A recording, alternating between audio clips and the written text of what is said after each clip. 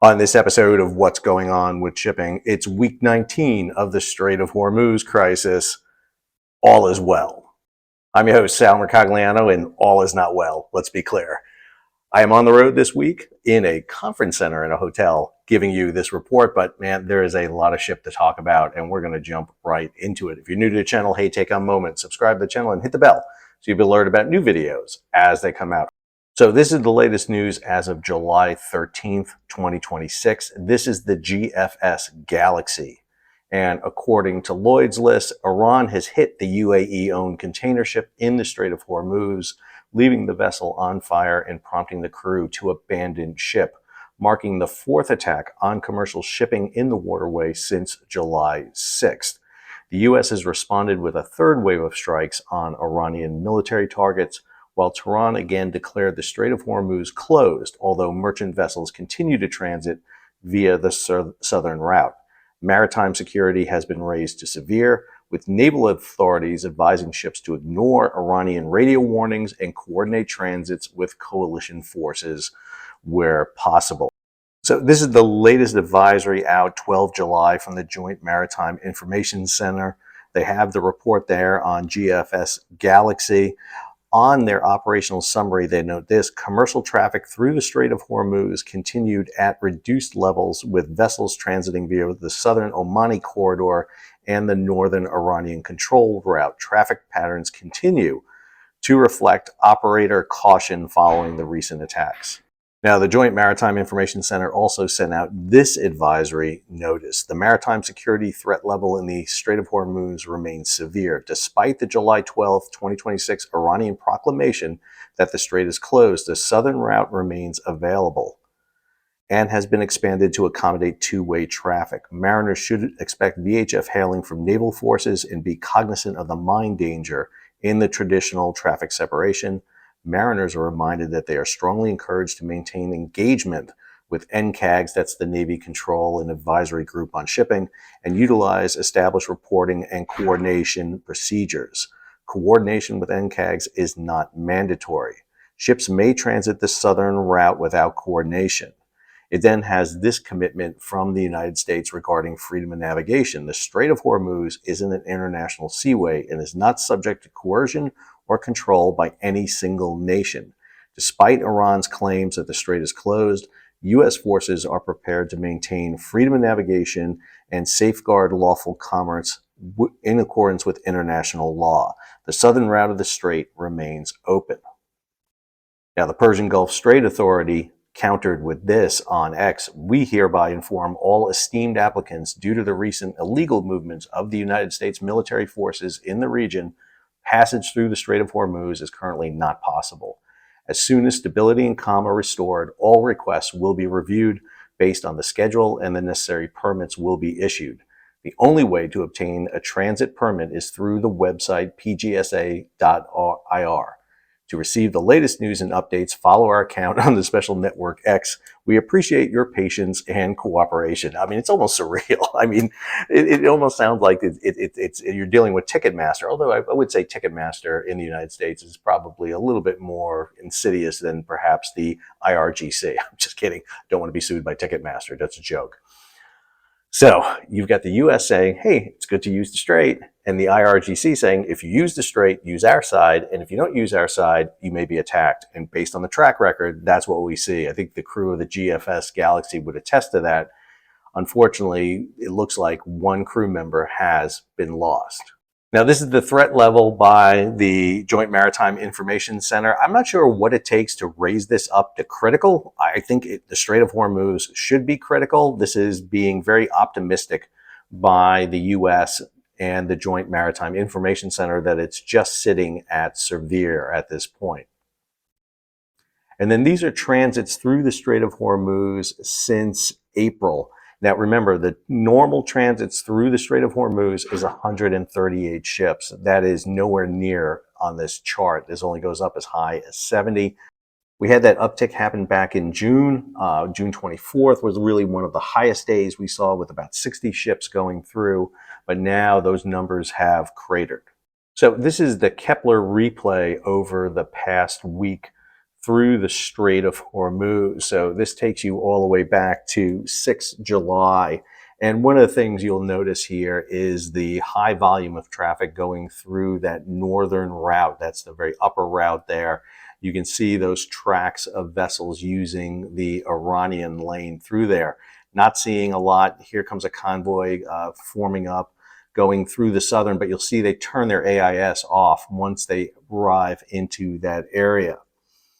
Now, the traffic has been sporadic going through, largely due to the attacks that have taken place, but the northern route, that Iranian route, is being heavily used. Iranian vessels are using this along with those companies and ships that are making deals. Notice there a lot of GPS spoofing. When you saw all those ships kind of congregate together, that's massive amounts of GPS spoofing that was being seen.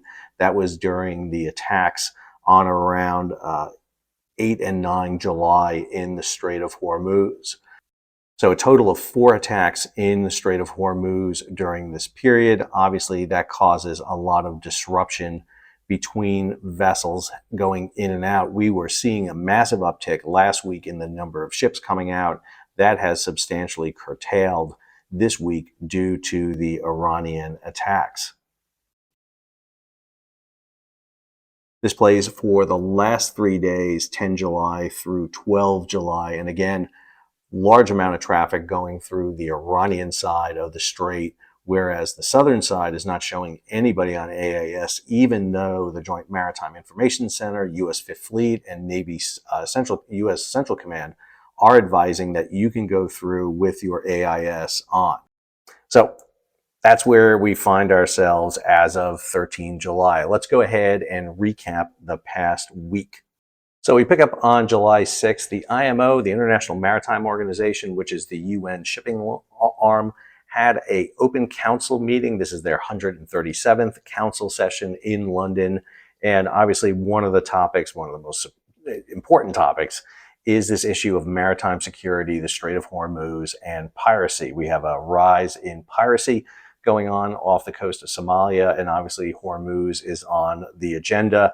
Also, we would have to add the issues going on up in the Black Sea. If you're not aware of it, there were massive attacks on shipping by the Ukrainians up in that region. Somewhere in the range of 90 ships now have been hit. I did a whole video talking about this when it was 48 ships in 128 hours, but the Ukrainians have amped it up even more.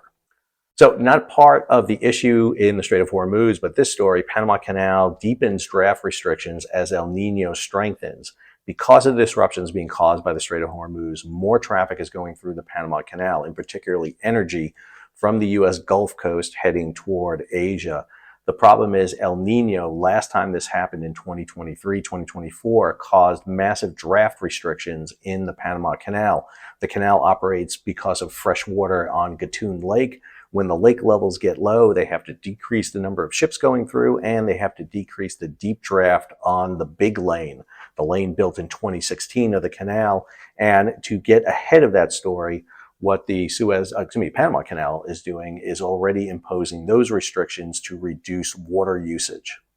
Tanker tycoon making millions on Hormuz shuttle run. So not to be surprised, there is a lot of money to be made in shipping disruptions, and we're seeing that.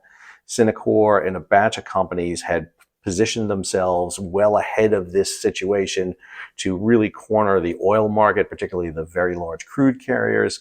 But we're also seeing a lot of money being made by companies moving oil out of the Persian Gulf through the Strait of Hormuz to the anchorage at Fujairah and conducting ship-to-ship transfers. And this story talks about this. So definitely, I got a video coming up, going to drop it in the next day or two with me and Jay Mintzmeyer talking about the impact on oil and oil prices and tankers over the past couple of months here. He was on back in March when the Persian Gulf situation was starting, and we thought it was time to have a get-together again. So be looking for that over the next day or two. Qatar LNG ship struck in the Strait of Hormuz, testing U.S. talks. So this was the beginning here. This is when we saw the beginning of at least 3 ships getting hit, coming out via the U.S. lane. And in this case, it was a Qatari liquefied natural gas carrier, the most scariest ship to be on if you're going to be attacked, let's be clear. Liquefied natural gas is stored at supercool temperature. And the danger you have here is not so much explosion, but fire. Fire is really the danger on board a liquefied natural gas carrier. Japan's Mideast crude supply to rebound in July as stranded vessels exit Hormuz. So Japan made a deal with Iran to get its ships out. A whole slew of Japanese ships came out through the northern route, not the southern one. So Japan was making a deal because Japan is critically short on oil. Their strategic petroleum reserve is at record lows. They have been draining it at massive amounts. And Japan, more than any other country, is cognizant of the fact of what running out of oil looks like. Just ask them in the 1930s and 40s about that. LNG tanker El Rayak at risk of exploding after attack near Hormuz. So I'm going to put this story in here because, again, I think that's a little bit of hyperbole. I think people tend to over-exaggerate this. I'm a firefighter. I can tell you things tend not to explode as much as burn. And that is true with liquefied natural gas. Now, you can have a liquefied natural gas explosion. You can, no doubt about that. But in this case, the ship was hit in the engine room. The ship was suffering a fire. And what begins to happen is the gas will begin to vent off and probably ignite and burn. Very much like we saw with Arctic Metagas in the Mediterranean when that ship was hit by 2 Ukrainian unmanned surface vessels. 3 tankers attacked near Strait of Hormuz as JITMIC warns of severe threat. So this was the upgrade of the warning. Remember that we saw all of a sudden that the waters in the Strait of Hormuz went down to substantial, basically yellow code in that area, down from critical, which was a huge, change. But now we see it uptick to severe. I think they're underrating this. I think we're at a critical stage here. I think we're a little bit more than severe. But these 3 attacks were the principal initiating point. This is going to lead to strikes against Iran by the United States. Hormuz strikes threaten progress on European demining mission. This mission kind of has gone away. The Europeans are not going to be sending naval forces into the Strait of Hormuz if there is a threat to those vessels. So this is the 7 July story. U.S. revokes the Iranian oil waiver after Hormuz attacks, launches new military strikes. So the U.S. had given Iran the permission not just to sell their oil, but remove the waivers so that if Iran wanted to sell their oil to Japan, they could have. Now that's removed, although it does have a time limit on it. Some of the oil waivers still are in effect. I think it was until 12 July that Iran could dump its oil on the market when the new waivers went into effect. And this was on the eve of the first round of what becomes 3 strikes as of July 13th against Iran. Iran mining Hormuz to funnel ships into waters, according to the U.S. Navy. So we're getting more confirmation about Iranian mining. This story was really disturbing because we assumed that the U.S. was countering the mines with their mine countermeasures. Remember, they have 3 littoral combat ships, each equipped with 2 drone vessels that can do mine hunting, plus they have underwater mine hunting capabilities. This story makes it sound like the Iranians are still laying mines and trying to funnel ships into its waters. Now, that is a disturbing feature there. And again, not a lot of comment coming out from Central Command. Trump says U.S. ceasefire with Iran is over after strikes. I think that the ceasefire has been one of the biggest, jokes of this entire conflict. The U.S. has been striking at Iran in retaliation for hits against vessels the entire time.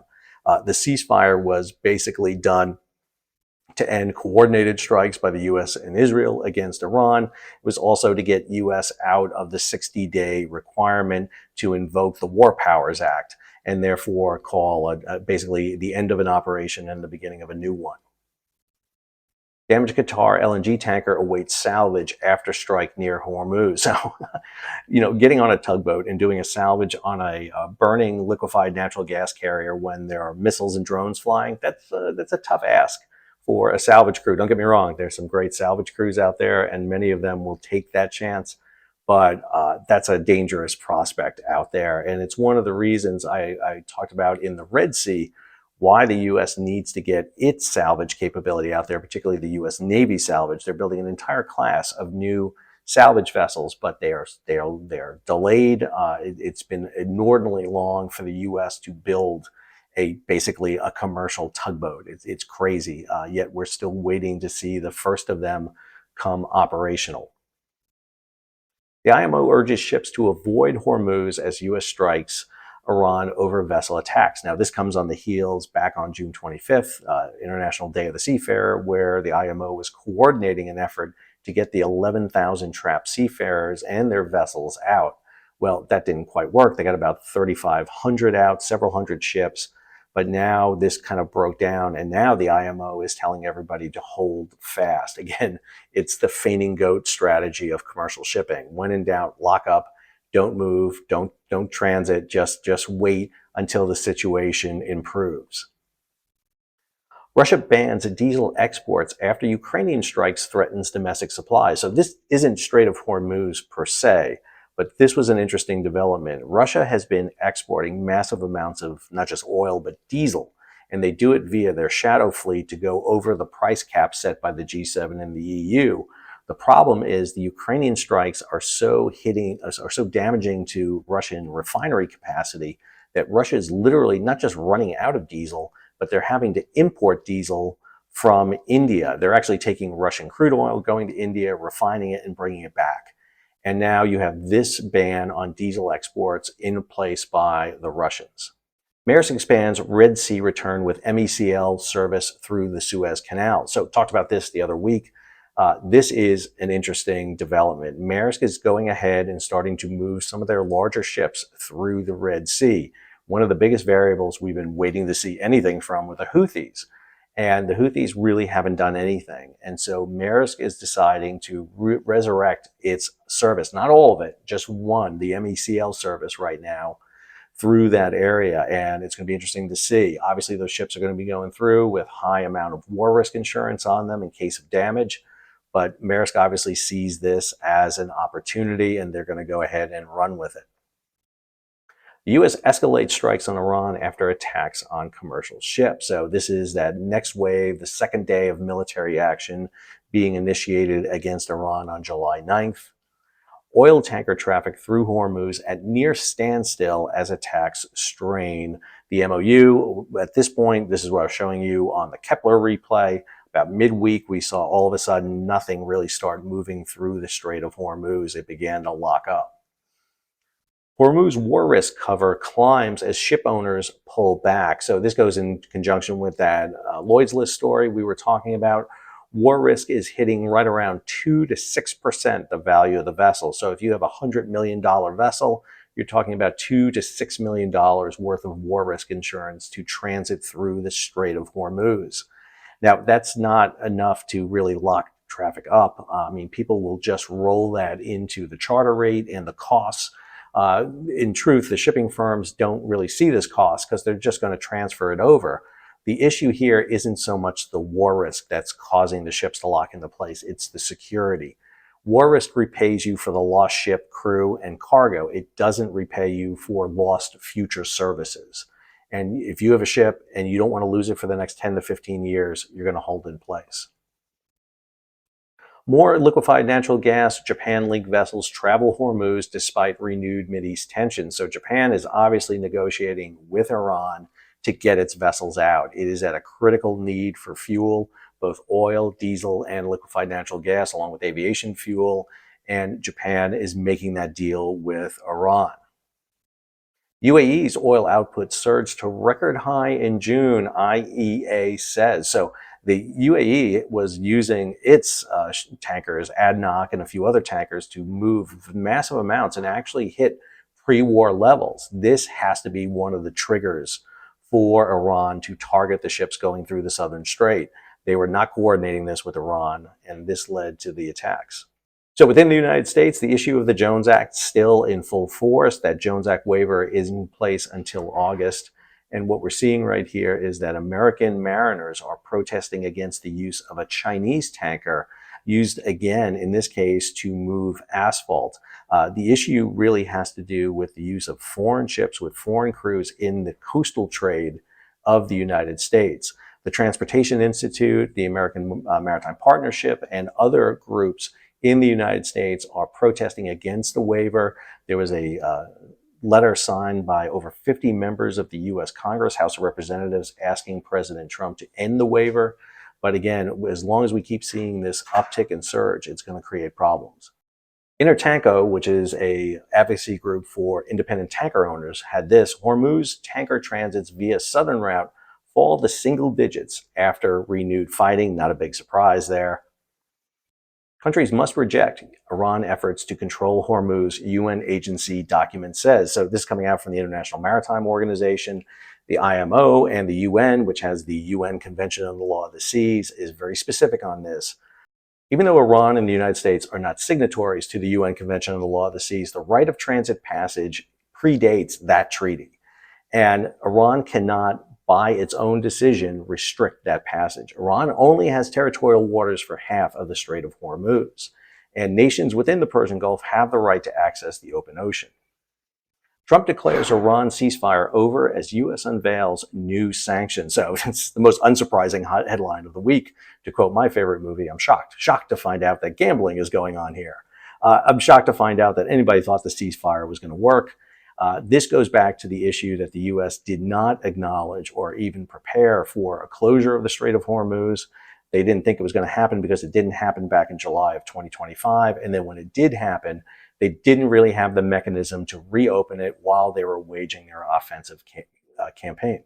And they should have known this from the issue that happened in the Red Sea with the Houthis. That was already kind of baked in.